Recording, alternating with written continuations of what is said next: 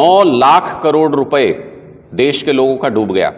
कोई भी mutual fund Adani की कंपनियों में पैसा लगाने को तैयार नहीं, लेकिन सरकार ने एसबीआई से भी पैसा लगवा दिया, एलआईसी से भी पैसा लगवा दिया, और इन सब एजेंसियों में, इन सब सरकारी जो एजेंसी हैं, इनके अंदर लोगों का, गरीब लोगों का, मध्यम वर्गीय लोगों का पैसा लगा है।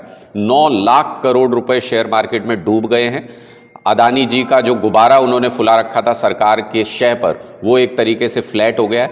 और जब संसद के अंदर चुने हुए प्रतिनिधि, सांसद ये मांग कर रहे हैं कि एक जेपीसी बनाई जानी चाहिए जिसमें सारी पार्टियों के सांसद हों और वो इस मामले की जांच करें, तो भारतीय जनता पार्टी अदानी जी का प्रवक्ता की तरह लगातार ये कह रही है कि कोई घोटाला नहीं हुआ, बिना किसी की जांच किए हुए, और जेपीसी बनाने को तैयार नहीं है। वो अपनी एजेंसियों से जांच कराना चाहते हैं। तो हमारा इस पर भी प्रश्न है कि क्या भाजपा सरकार को केंद्र में भी मोदी जी को चुने हुए सांसदों पर भी यकीन नहीं है, दिल्ली के चुने हुए विधायकों पर यकीन नहीं है, हरियाणा में चुने हुए सरपंचों पर यकीन नहीं है।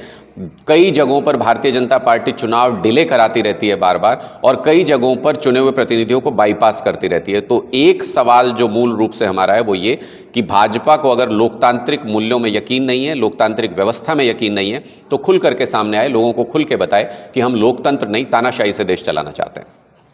राणा साहब, राजस्थान में रामदेव का एक बयान आया मुसलमानों को लेके।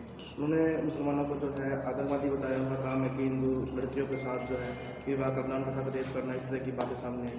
देखिए, बहुत इस बात को लेके बहुत शर्म आती है कि एक अपने आप को एक तपस्वी कहने वाले, योगी कहने वाले एक व्यक्ति जो हैं, वो भारतीय जनता पार्टी का एजेंडा चला रहे हैं। किसी भी तरीके का जात के नाम पे, धर्म के नाम पे, ऊंच नीच के नाम पे जो समाज को बांटने का काम करते हैं, वो दरअसल अंग्रेजों की रणनीति पर काम कर रहे हैं। अंग्रेज कहते थे कि फूट डालो, राज करते रहो इन लोगों पर। ये लोग भी यही चाहते हैं कि आपको जात के नाम पे, धर्म के नाम पे लड़ाते रहें और आपके ऊपर राज करते रहें।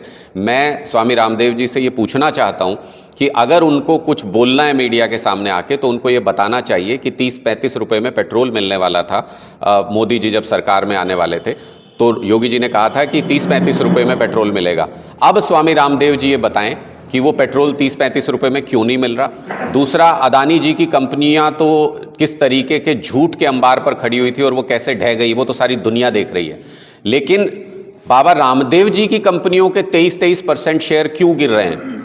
उन्होंने ऐसा क्या कर रखा था कि जैसे ही शेयर मार्केट में अदानी की कंपनियां गिरने लगी तो उसके साथ ही बाबा रामदेव की कंपनियों के भी शेयर बुरी तरह से गिरने लगे, और उसमें भी आम लोगों का ही पैसा है। तो क्यों स्वामी रामदेव जी को ये बताना चाहिए कि उनकी कंपनी में ऐसा क्या घालमेल है जिनकी वजह से उनके शेयर गिर रहे हैं बुरी तरह से। और स्वामी रामदेव जी को ये बताना चाहिए कि जो वो कहते थे काला धन वापस ले आएंगे मोदी जी, और उन्होंने पूरी तरह से समर्थन किया था 2014 में जब भाजपा की सरकार आई थी, क्या आज वो अपने समर्थन पर पछता रहे हैं या नहीं पछता रहे हैं, या आज भी अपने स्वार्थ के लिए, अपनी कंपनियों को बचाने के लिए, अपना व्यापार बचाने के लिए स्वामी रामदेव जी लगातार इसी तरह से सरकार का समर्थन करते रहेंगे? और कौन कौन समर्थन कर रहा है देखिए, एक तरफ तो स्वामी रामदेव जी उनका एजेंडा चला रहे हैं, और दूसरी तरफ तालिबान समर्थन कर रहा है मोदी जी के बजट का। तालिबान ने तारीफ की, आपको पता है कि नहीं? 5 जन्ने ने कल ये एक अपना जारी किया बयान कि तालिबान ने मोदी जी के बजट की तारीफ की है। अब देखिए, जिस बजट में ना शिक्षा के लिए कुछ है, ना स्वास्थ्य के लिए कुछ है, ना युवाओं के लिए कुछ है, ना किसानों के लिए कुछ है, उस बजट की तारीफ हिंदुस्तान में तो कोई व्यक्ति नहीं कर सकता। हिंदुस्तान में तो सब लोग परेशान हैं। उस बजट की तारीफ तालिबान ही कर सकता है। और अगर आज मोदी जी की सरकार तालिबान से तारीफ करवा के खुश हो रही है तो हम सब समझ सकते हैं कि वो भारत को किस रास्ते पर ले जा रहे हैं। एक गोहाना रैली भी हुई थी, आपने देखी, क्या कहना है? देखिए, मुझे लगता है कि गोहाना राजनीति का एक गढ़ रहा है, चाबी रही है एक तरीके से राजनीति की, और यहाँ से राज्य की राजनीति की बहुत सारी चीज़ें तय होती हैं। जो रैली हुई थी अमित शाह जी की, जहाँ आना था अमित शाह जी को, उसने एक बात तो स्पष्ट कर दी कि भारतीय जनता पार्टी का पूरा संगठन बिखर चुका है। उनके पास संगठन के नाम पर, जो पार्टी संगठन के लिए जानी जाती थी, आज संगठन के नाम पर भारतीय जनता पार्टी के पास कुछ नहीं बचा है। वरना नेशनल लेवल के इतने बड़े नेता उनके आ रहे हैं, गृहमंत्री आ रहे हैं, उस वक्त भी अगर वो संगठन कुछ लोग नहीं जुटा पाया उस रैली में आने के लिए, मतलब कुछ हजार लोग भी नहीं थे, कुछ सैकड़ों लोगों में वहां पे मौजूद थे, अगर वो लोग नहीं जुटा पाए वहां पर, तो इसका मतलब संगठन की पकड़ जमीन से खत्म हो चुकी है। हरियाणा के अंदर भारतीय जनता पार्टी की राजनीति खत्म हो चुकी है। 1.5 साल बचा है सिर्फ। मैं तो सारे सरपंचों को भी ये कहता हूं और सारे चुने हुए प्रतिनिधियों को ये कहता हूं कि इनसे डरने की जरूरत नहीं है। इनके राज में सिर्फ 1.5 साल बचा है, उसके बाद तो आम आदमी पार्टी के शासन में ही उनको काम करना है। और पूरी तरह से लोकतांत्रिक मूल्यों का उसके बाद स्वागत होगा, सत्कार होगा, उस तरीके से काम होगा जैसे लोग चाहते हैं। तो एक बीजेपी का खात्मा हरियाणा से शुरू हो चुका है, ये इस रैली ने एक तरीके से शुरुआत कर दी। और हुड्डा साहब तो इतना डरते हैं गोहाना से कि वो तो एक बार उन्होंने अपना हश्र देख लिया यहाँ पे रैली करके, उनका क्या हुआ था, उसके बाद से उन्होंने मुझे लगता है गोहाना आना ही छोड़ दिया। आप लोग ही बताएंगे कि लास्ट टाइम कब आए थे, मुझे तो लगता नहीं कि बहुत समय से आ रहे हैं यहाँ, एकदम कम कर दिया। उनके लोकसभा क्षेत्र में आता है ये इलाका, उनके बिल्कुल कहते हैं कि यहाँ की चौधर है उनकी, रोहतक की कहते हैं हमारी चौधर है, तो उसके बगल में 20 मिनट का रास्ता है गोहाना का। मुझे नहीं पता कि क्या अंधविश्वास उनके मन में घर कर गया है, या फिर उनको एक तरीके से डर लग गया है किसी तरीके का कि गोहाना अगर जाएंगे तो उनका हश्र बेकार होगा। हम तो देखिए आपके बीच में बैठे हैं, आपके बीच में आए हैं, और गोहाना के लोग मुझे लगता है कि हरियाणा की राजनीति की एक धुरी है, और यहाँ से वो निर्णय जो लेते हैं, यहाँ से जिस तरीके का इशारा करते हैं, वो धीरे धीरे रिपल बन के पूरे हरियाणा के अंदर फैलता है। तो मुझे लगता है गोहाना के लोगों ने कम से कम कांग्रेस और भारतीय जनता पार्टी की राजनीति को रिजेक्ट कर दिया है। ये दोनों ही पार्टियों के नेताओं को यहाँ से सबक मिला। सर, ईडी की जो है केजरीवाल को लेकर भ्रष्टाचार की जो आरोप चार्जशीट दाखिल की है, उसको लेकर क्या कहना चाहोगे? देखिए हम क्या कहें इस पे, हम लगातार ये कहते हैं कि कोई भी agency, ED, CBI, Delhi police, फौज भी लगा लो, कुछ भी कर लो, आप 100 रुपए आज तक बरामद नहीं कर पाए हमारे किसी नेता के यहाँ से। मैं तो खुले तौर पे सारे कैमरों पे कहता हूँ, कहीं से तो मैंने 15-20 साल पत्रकारिता की है। हम रेड का मतलब हम यही समझते थे कि जहाँ रेड हो रही है वहाँ इन्फॉर्मेशन होती है आपके पास, और वहाँ से गड्डियाँ निकलती थी नोटों की, हीरे जवाहरात निकलते थे।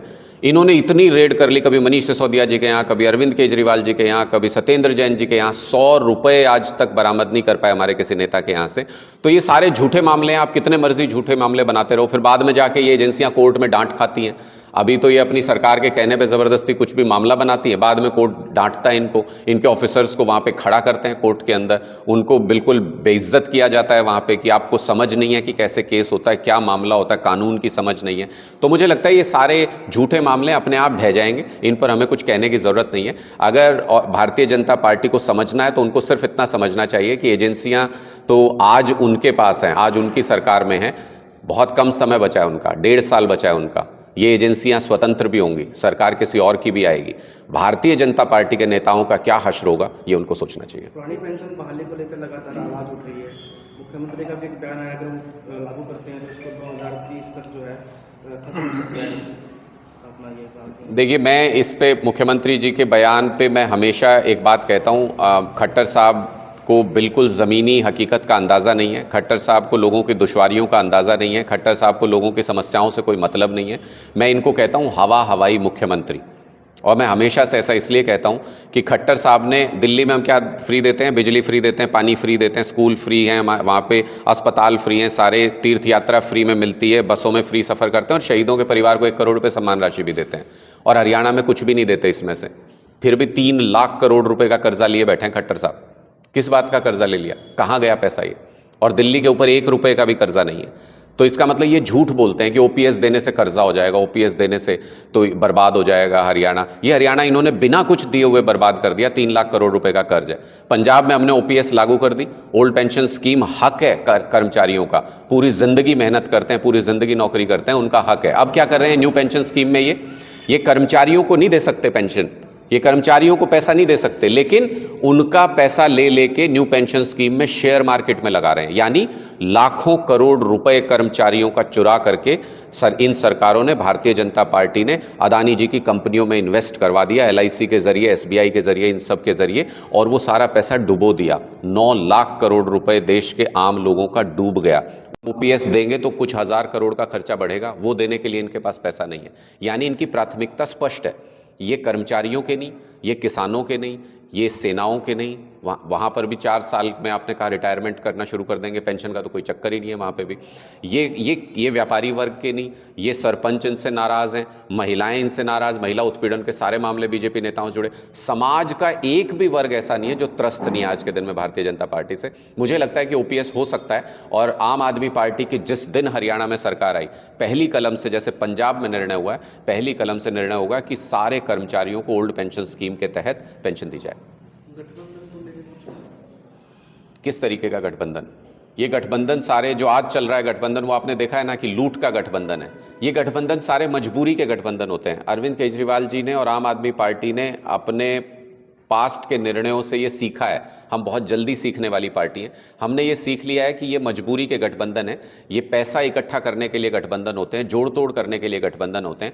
आम आदमी पार्टी पार्टियों के गठबंधन में यकीन नहीं करती है। आम आदमी पार्टी करोड़ों हिंदुस्तानियों का गठबंधन तैयार कर रही है, जिससे एक दिन भारत को विकसित देश बनाएंगे और पूरे देश में संगठन बन रहा है। आपकी पार्टी की नींव भी तो गठबंधन से शुरू हुई। मैंने तो कहा, मैं सबसे पहले तो मैंने यही कहा कि हम अपनी गलतियों से, हम अपने एक्सपीरियंस से सबसे तेज़ी से सीखने वाली पार्टी हैं।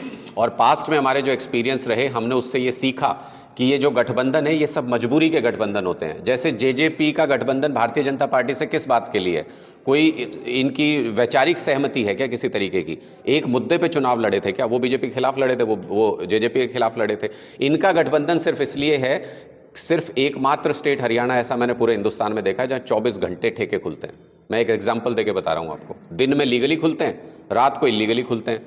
ना पुलिस कुछ कहती, ना कोई एजेंसी कुछ कहती, पैसा बटोरा जा रहा है। तो ये गठबंधन किस काम के लिए है? ये पैसा बटोरने के लिए गठबंधन है। कहीं पर मंत्री पद के लिए गठबंधन होता है, कहीं पर भ्रष्टाचार के लिए गठबंधन होता है। आम आदमी पार्टी इस तरीके के मजबूरी के गठबंधनों में यकीन नहीं करती।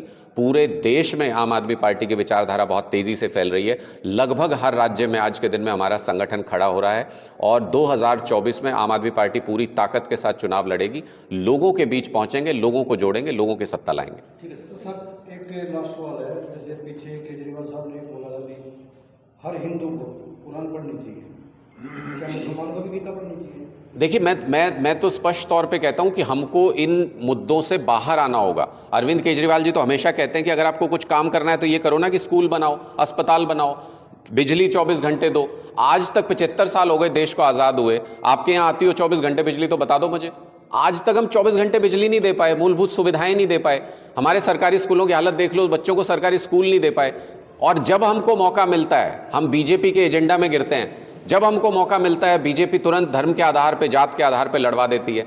हम इन मुद्दों पे राजनीति नहीं करते, ना करेंगे कभी। दिल्ली के अंदर, मैं वही बता रहा हूं, दिल्ली के अंदर जो मनीष सिसोदिया जी ने अस्पताल बनाए, जो मनीष सिसोदिया जी ने स्कूल बनाए, उन स्कूलों में जब दाखिला देते हैं तो कोई ये नहीं पूछता आप किस धर्म के हो, किस जात के हो, सबको दाखिला मिलता है। दिल्ली के अंदर सत्येंद्र जैन जी ने जो अस्पताल बनाए, उनमें कोई ये नहीं पूछता इलाज किस धर्म का होगा, किसका नहीं होगा, सबको मिलता है।